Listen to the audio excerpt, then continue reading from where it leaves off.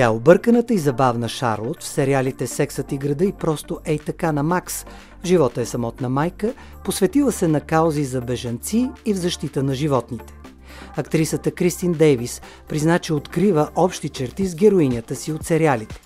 И двете са състрадателни, лоялни, грижовни, вярват в любовта и силата на приятелството.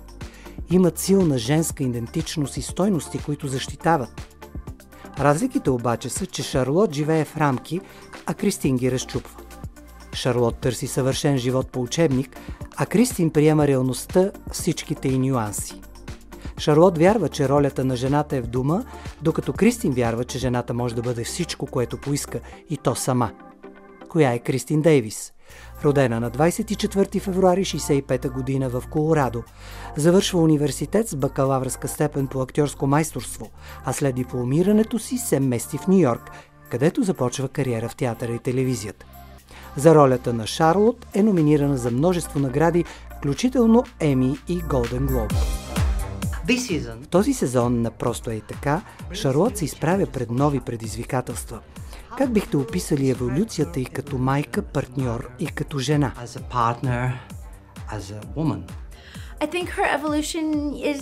Бих казала, че нейната еволюция е, че тя трябва да продължава да се учи да бъде гъвкава. Без значение какво й поднася животът. Децата й я изненадват постоянно и тя трябва да намери начин да ги подкрепя в това, през което преминават. В течение на сезона и с Хари се случват изненадващи неща и Шарлот се втурва да оправя нещата и там. С развитието на сезона ще видите как се бори със себе си. Докато помага на другите, напълно е забравила за себе си. Мисля, че в това можем да видим самите себе си.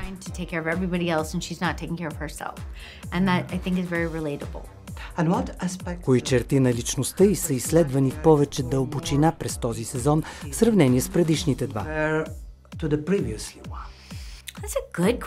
Чудесен въпрос. Как да отговоря обективно сега? Странно е, защото ето сега ми задавате въпрос, на който е трудно да се отговори обективно, в сравнение с предишните сезони. Да видим кой, как. Според мен всички карат Шарлот да прави разни неща за тях. Ето Хари, например, я кара да пази тайната му. А това не е нещо, което тя иска да направи, нито пък е лесно. Изобщо не е. И така в един момент, и слава Богу, тя може да сподели тайната му и да му каже: "Не мога повече да пазя тази тайна." Защото това не е истинската Шарлот. И всички можем да се разпознаем в нашите лични връзки. Искате да направите това, което ви моли партньорът ви, но това не е нещо, от което вие самите се нуждаете.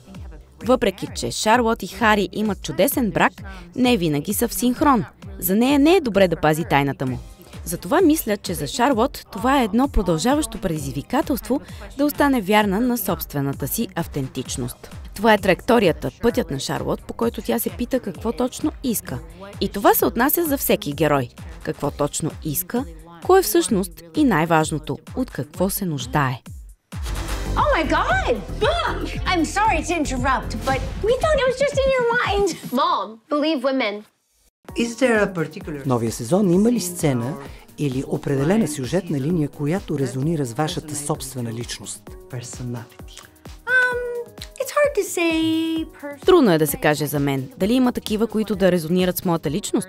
Освен темата за приятелството и фактът, че без значение какво се случва в живота ви, или какво би могло да ви се случи, или какви промени са станали или не, вие винаги се подкрепяте.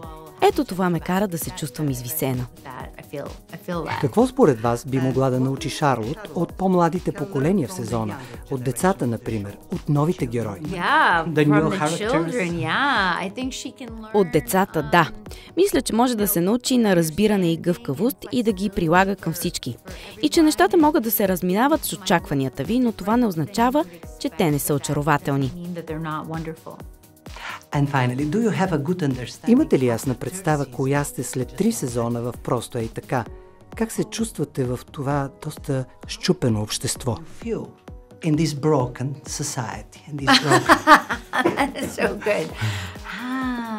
Великолепен въпрос. Чувствам, че моята героиня Шарлот се е научила да продължава напред въпреки всичко, заради децата си. Тя обича децата си и ще ги подкрепя винаги с цената на всичко. По отношение на счупеното общество, Не знам колко отворена към него е Шарлот, защото тя се затваря в себе си поне малко и не допуска да я докосне счупеното общество. Защото тя просто иска да бъде със семейството и приятелите си. Много добър въпрос, много добър. Мисля, че най-важно за Шарлот е следното. Тя би казала: винаги ще подкрепям хората, които обичам, без значение какво се случва. И си мисля, че това е много добър урок за всеки един от нас. Много ви благодаря. Аз ви благодаря. Много се радвам, че се видяхме на живо. Критиците го възхваляват за това, че е дал трибуна на женските гласове в епоха, когато телевизията е доминирана от мъжете. Майкъл Патрик Кинг е американски сценарист, режисьор и продуцент, роден на 14 септември 1954 година в Пенсилвания.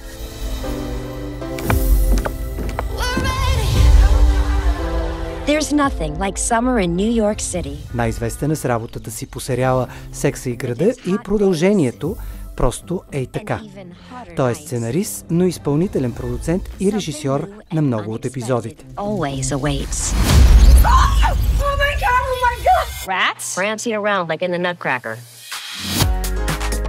Прочут е със способността си да съчетава хумор, емоция и социална критика, особено в сферата на любовта, секса и приятелството. След няколко зум разговори, за първи път в Париж се срещаме очи в очи.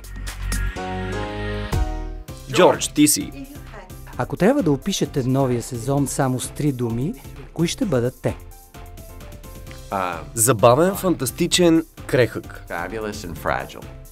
Какво е най-важното при създаването на телевизионен сценарий за жени над 50 години и този сценарий да бъде забавен?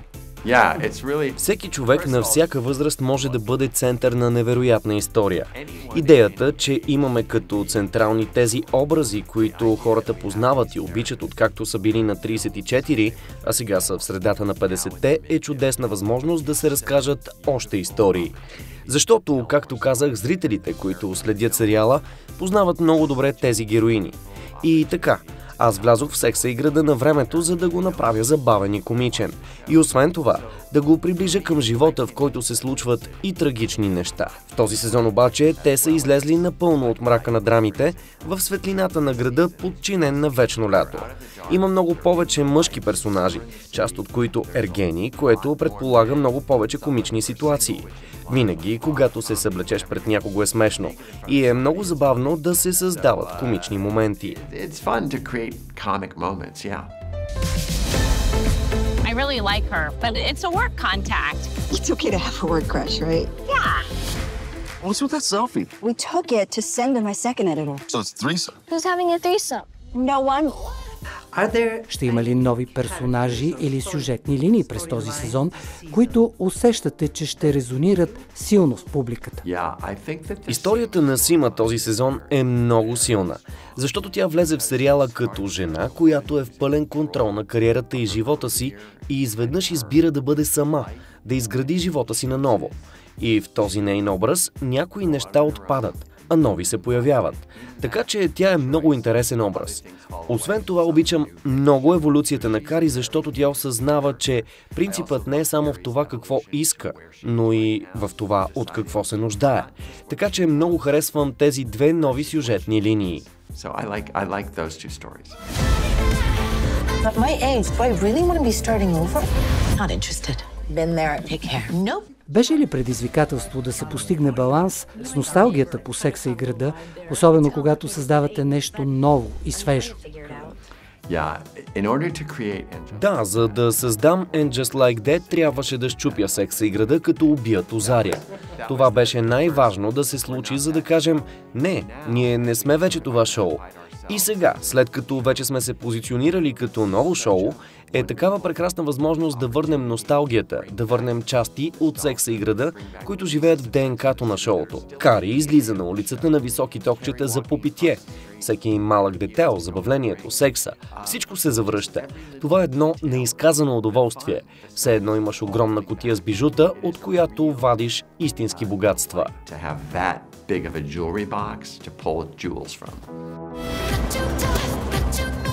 Carrie, have you heard anything from Aiden? Yeah, I got a postcard today. Well, what did he write? Nothing. Oh, blank postcards gets an all? Well, Какви ключови теми и послания се опитахте да подчертаете в третия сезон? Най-важната връзка от всички е тази, която имате със себе си. Това беше основната нишка, която следвах през този сезон. Всички преминават през големи връзки. Някои се разпадат, други се събират, но важното е и именно това казва Кари в самия край на Секса и града. Най-важната връзка от всички е тази, която имаме със себе си. И това е много по-лесно да се каже, отколкото да се направи. Which one is Lily into? Oh my God! I'm sorry to interrupt, but we thought it was just in your mind. Mom, believe women. Как се развива историята в сериала, когато персонажите са в такъв етап от живота си, в който прегръщат моментално промяната или търсят нещо постоянно? Change is the ultimate growth. Промяната е върховното средство да се развиваме. Винаги, когато ви се случва нещо, което ви кара да се променяте, отваряте нова глава в живота си. Затова внасяме колкото се може повече промени в образите, в цялото шоу и гледаме какво ще се случи. За да може нещо да се развива постоянно, според мен, трябва да го променяте. Имам едно правило като писател и то е: не повтаряй, променяй. Каквото и да е, промени го и виж какво ще се случи. Life is a story we get to write every day. We have got to be present for every moment. Everything is gonna be fine. Имате ли ясна представа кой сте днес, след третия сезон на Просто ей така? Аз също преминах през своя еволюция от тогава, когато пишех сценариите на Секса и града до сегашния момент. Има много ясна представа кой съм аз и какво точно искам да кажа чрез тези герои. Повече забавление или несигурност има в живота ви след този сезон? Много повече забавление след този сезон има. Този сезон е толкова преизпълнен с увереност, толкова е красив, изумителен е. Мисля, че всички много ще се забавляват. Аз със сигурност се забавлявах докато го създавах и наистина е забавно да го представя сега. Благодаря ви, Майкъл. Благодаря ти, Джордж. Бъди здрав. Серията Чотхори често избира роли, които предизвикват клишетата за жени с южноазиатски происход. От години тя е глас на повечето цветнокожи актриси над 40-те в Холивуд. Продължението на култовия сериал Сексът и града Просто ей така, тя има сложната задача да изиграе Сима, независима, но уязвима дама на средна възраст, която мечтае да срещне любовта. Сарита е британско-американска актриса с дългогодишна кариера в киното и телевизията. Родена е на 18 август 1966 г. в Лондон, Англия, семейство с индийски баща и английска майка. Сима е една от най-независимите и свежи героини в сериала. Какви нови черти на характера и ще видят зрителите този сезон? Тя все още си е Сима, но в живота и две неща се променят. И вие ще видите как тя реагира на тези две промени. Големи промени. Ще откриете разлика, но тя си остава Сима. At my age, do I really want to be starting over? Not interested. Been there, take care. Nope. Сима цени високо свободата си и за мен това е от особено значение. Но как успява тя да балансира желанието си за близост във връзката? Сезон 3 е именно за това. Ако искате истинска любов, как запазваш независимостта си? Мисля, че това, което аз разбрах е, че може би Сима никога не се е влюбвала истински. Именно за това причината да търси независимостта си е, защото когато не си истински влюбен, все още искаш независимостта си. Когато намериш истинската любов, не те е грижа особено дали са в краката ти всяка секунда. Не те е грижа. Ще има ли промени в личния живот на Сима? В романтичните й връзки, в семейните й връзки или пък някаква вътрешна трансформация? Това е много интересен въпрос. Според мен ще има развитие в нейната трансформация, която се осъществява благодарение на Кари, нейната приятелка. Приятелството е като че ли истинската любовна история в този сериал, според мен. И защото във всичко, което й се случва, Кари й помага, е интересно да се види как Сима се променя и се справя в това. Промяната обаче се случва през приятелството.